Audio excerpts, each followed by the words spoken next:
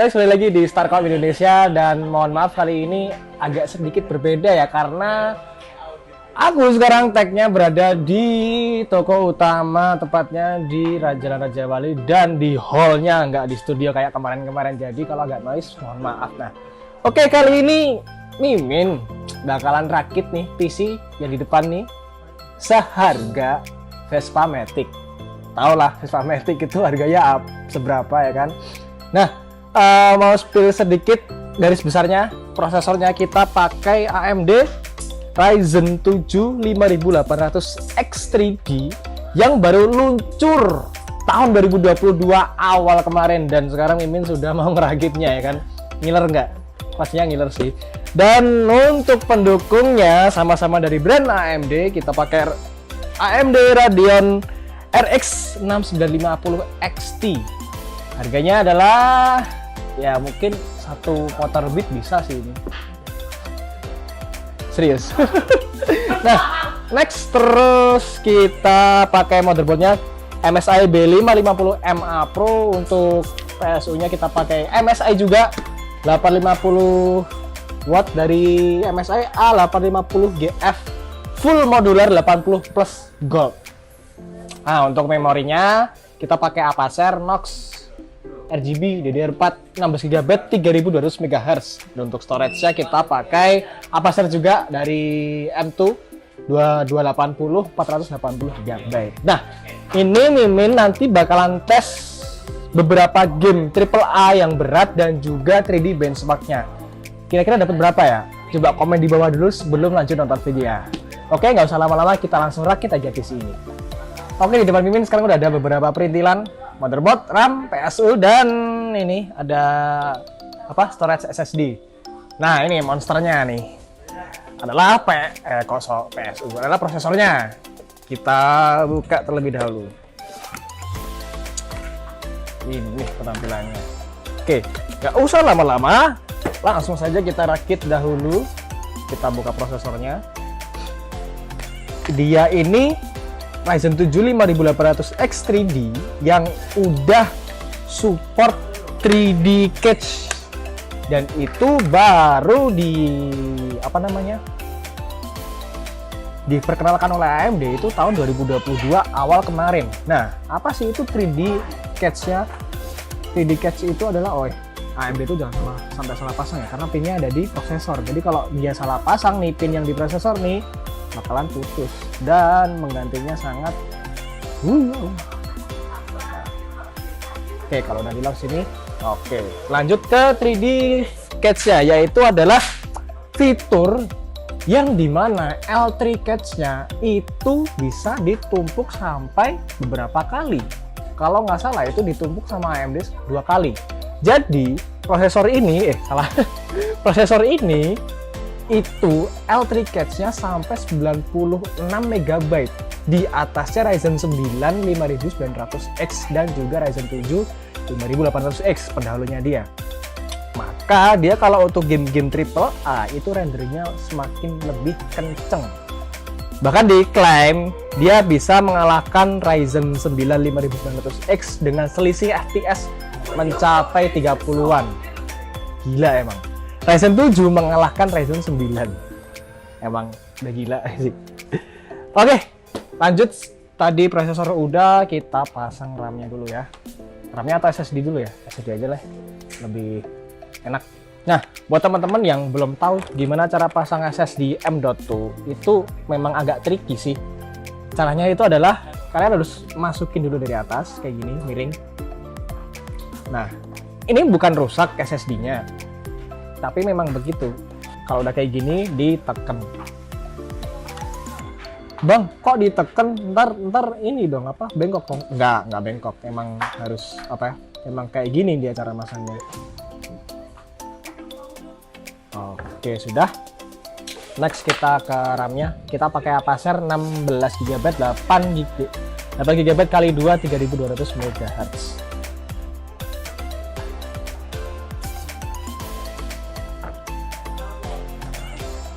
Tricky ya, bentar.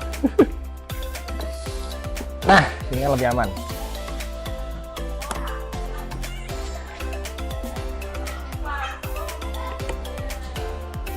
Oke, udah terpasang SSD, prosesor, RAM, dan terakhir coolernya. Cuman pastanya mana ya? Oke, nah kalau mau ngerakit AMD sebelum kita pasang fan ini, bukan sebaiknya sih, anjurannya yaitu melepas soket yang di sini dulu, karena dia itu digunakan oleh fan-nya FM2 kalau nggak salah tuh. Tapi ada sih yang kayak ini, Ryzen 7 seri 2700X atau 1700X yang menggunakan bright color RGB, dia pakainya kayak gini kalau nggak salah sih, aku agak lupa masanya. Oke, kalau udah singkirkan terlebih dahulu, cuman belakangnya jangan sampai hilang ya, jangan sampai lepas, ini masih dipakai kalau ini. Nah, kalau udah kita berikan pasta gigi, bukan pasta cooler CPU, kita pakai dari Cooler Master Ice Fusion V2. Dikit aja, nggak usah banyak-banyak, takutnya kalau banyak-banyak dia malah melebar ke apa namanya, kebanyakan. Kalau banyak-banyak dia melebar ke prosesor nanti gitu. Kita ya kalau jadi diratain dulu sampai semuanya tercover. Tapi sebenarnya ini selera sih, ada yang pakai pattern X, ada yang pakai pattern circle, itu semua tergantung selera sih. Oke, sip dah. Kalau udah, tutup dulu, takutnya ntar jatuh. Real tisu. Oke, kalau udah, kita pasang fan-nya. Nah, sebelum pasang fan, alangkah baiknya kita mencari di mana pin CPU-nya, biar nanti kalau lagi masang itu nggak salah masang. Nah, kalau di motherboard MSI ini pin CPU-nya di atas sini nih, di atas sini. Jadi kita agak mendekat, coba kamera. Nah, di sini CPU fan 1 ada di sini. Jadi kita nanti posisinya bakalan seperti ini. Dan perlu ketahui bahwa fan AMD itu ada merek AMD di sini. Dan jangan sampai dia posisi seperti ini karena nanti akan bentrok dengan RAM-nya. Jadi alangkah baiknya seperti ini. Nah, gitu. Oke, yang paling susah masang CPU cooler AMD itu adalah harus dipasang satu persatu gitu ya. Beda kalau yang pakai soket gantungan gitu lebih gampang nih. Jadi harus presisi ini. Oke, kalau udah cek belakang dulu sampai dia bener-bener ngekunci. Jadi kalau ngekunci itu di sini pasti dia udah nongol tuh. Oh baik, apa screenshotnya udah nongol di sini. Oke, kalau udah PC ready, kita masukin ke casing. Sebentar, ini belum dipasang. Sip, dah. Lanjut, kita akan ke casing.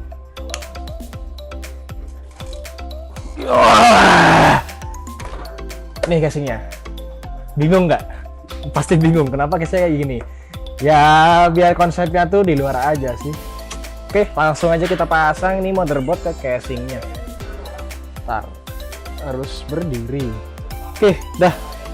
Kita singkirkan terlebih dahulu agak ke sini. Setelah itu kita akan unboxing motor. Ya, motor serius. Karena harga VGA ini seharga satu motor.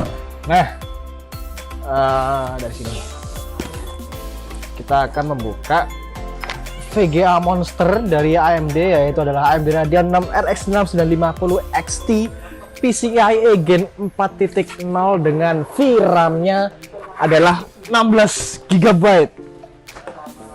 Packagingnya itu kayak gede banget nih, apalagi VGA-nya nih. Wah, yang pasti di sini ada kitab-kitab garansi, manual book, terus apa ini namanya? Itulah ya, kitab-kitab kalau ala kadarnya VGA. Kita buka, bah, gila, gede banget sih ini. Serius gede banget nih. 2,5 jengkal tangan.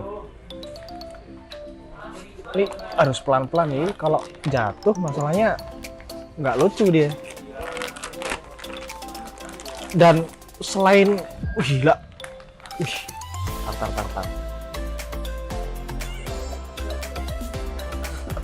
Riwah. Nah, selain panjang, dia juga tebel banget nih, serius. Dia tebelnya satu jari ini. Gila. Excited aku. Coba kita pasang langsung ke casingnya dulu ya. Oh ya, ini kalau kalian pakai casing yang non non bugil kayak gini, dia dikasih bawaannya dari Zephyr itu apa namanya, stand penyangganya biar dia nggak keberatan gitu. Jadi kan karena ini tiganya besar banget nih, jadi kalau dikasih ini dia disangga di bawahnya biar nggak keberatan. Oke juga nih Zephyr, langsung dibawain dari dalamnya. Langsung aja kita pasang menuju ke motherboard yang sangat mini ini.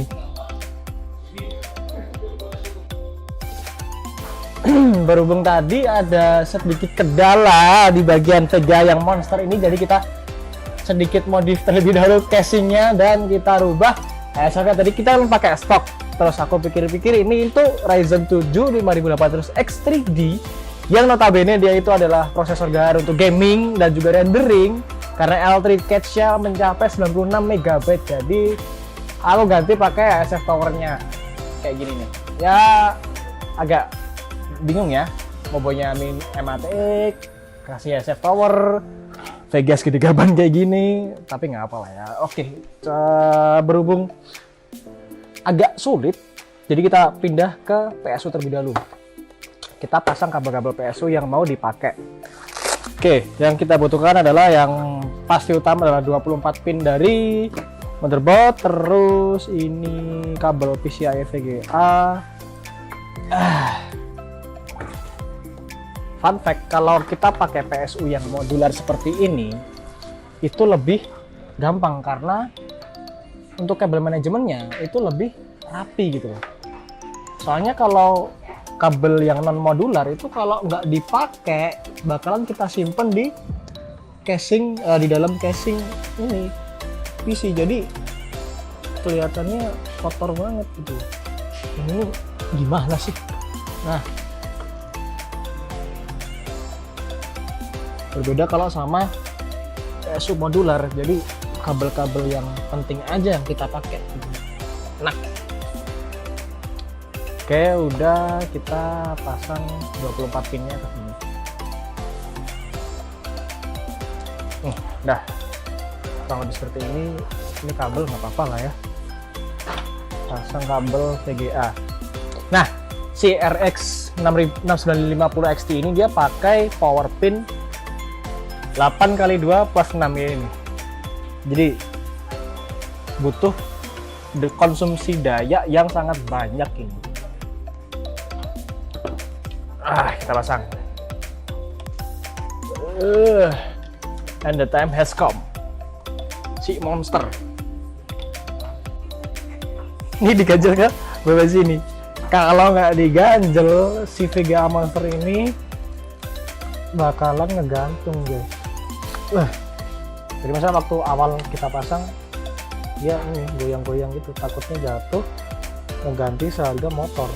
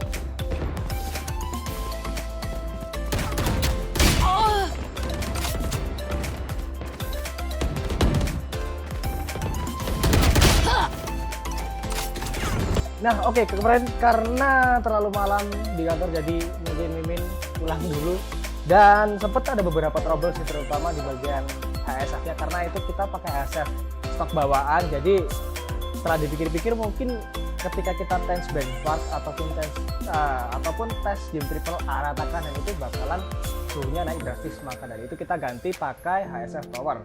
Dan yang kedua, masalah paling besar setelah kita rakit jadi kita pasang semua VGA dan lain-lain, kita hidupin, debugging LED-nya itu cuma mentok di CPU. Ternyata MSI B550M Pro itu cuma mentok di Ryzen 4000 series. Maka dari itu kita ganti ke Gigabyte B550M Gaming yang sudah support Ryzen 5000 series. Di sini udah tertera sih AMD Ryzen 5000 desktop ready. Udah langsung kita ganti, kita bongkar semua dan lain-lain. Kok ribut terus dulu? Bola bed. Intinya SSD ini apa ser ngono ya. Wes. Jadi sampai mana tadi? Seperti yang teman-teman lihat tadi, ketika kita main game, ketika kita tes 3D benchmark itu hasilnya memuaskan kit dengan VGA 6950 XT 16GB dan juga prosesornya adalah Ryzen 7 5800X3D dengan L3 cache-nya itu sampai 96MB, mengalahkan Ryzen 9 5900X yang cuman 80-an kalau nggak salah, atau 72MB, lupa tuh. Nah, dengan L3 cache sebanyak itu kita dapat render 3D yang ada di game Forza Horizon 5 itu sangat cepat sekali, walaupun kita rata kanan semua ya, game AAA rata kanan. Dan menariknya lagi itu FPS-nya stabil di 130-144 karena monitor yang kita pakai adalah 144 Hz. Jadi si Radeonnya itu nge-lock ke 144 FPS. Dan anehnya lagi, itu settingan rata kanan dengan kita record in game. FPS-nya tuh bisa stabil 144 meskipun sempat drop ke 120-an, 130-an. Tapi itu masih playable sih. Karena playable game-game kayak gitu tuh di 60 FPS ya kan. Apalagi kalau game-game balap itu 30 FPS masih playable. Beda sama game FPS ya kan. Gitu. Terus ketika kita tes 3D juga itu GPU-nya paling mentok cuman di suhu 70 derajat. Itu testing 3D loh, serius. Kalau kalian sebenarnya udah lihat kan di awal tadi video testing 3D-nya gimana. Si GPU-nya cuman sampai 70 derajat Celcius. Nah, sementara untuk VRAM-nya dia menyediakan 16GB. Ketika kita main game Forza Horizon 5 dengan rata kanan dan juga record di in-game, itu cuman memakan 9GB VRAM, 9-10 VRAM lah. Masih lenggang gitu 6GB itu. Gila, jalan. Kapan punya video kayak gini? Kapan? Media butuh nih. Nah, overall oke sih, bagus. Dia buat gaming oke. Dan lagi, dia udah PCIe Gen 4 yang 4.0 yang mendukung semua performanya menjadi monster sekali. Dan juga si Gigabyte juga mendukung PCIe Gen 4.0, jadi lebih kencang, lebih menarik, lebih fantastis. Nah, mungkin kedepannya kalau dari Radeon keluar 7000 series itu boleh lah dari AMD Indonesia kirimin lagi, kita review lagi biar kita seneng ya kan ngelihat yang aduhai gitu. Dan lebih disayangkan lagi sih kita cuman pakai monitor Full HD 1080p ya. Harusnya itu kita tes pakai yang monitor 4K gitu ya kan kalau bisa. Karena kemarin kita pakai 1080p. Pas tak coba di Funmerk pakai resolusi 4K itu ternyata nggak bisa. Udah, kita pakai 1080p dan saya sangat-sangat memuaskan sih. Mungkin kalau 1080p dia lebih memuaskan lagi, cuman mungkin suhunya agak tinggi lagi. Dan menariknya lagi, dia itu fan-nya bakalan tidak berputar alias mati kalau dia posisi idle di bawah 55 derajat Celcius. Jadi kalau suhu dia udah sampai 56 derajat Celcius, otomatis si fan-nya akan hidup dan mendinginkan heatsink tersebut sampai menyentuh angka 45 derajat. Dan setelah 45 derajat, si fan-nya bakal mati. Oke, mungkin itu aja dari kita. Jika ada kelebihan mohon dimaafkan, jika ada kekurangan jangan dimaafkan. Oke, akhir kata terima kasih, at least but not least. Jangan lupa di subscribe channel kita Starcom Indonesia, karena 100.000 subscriber kameramen di belakang akan giveaway komputernya. Thank you and see you in the next content. Bye.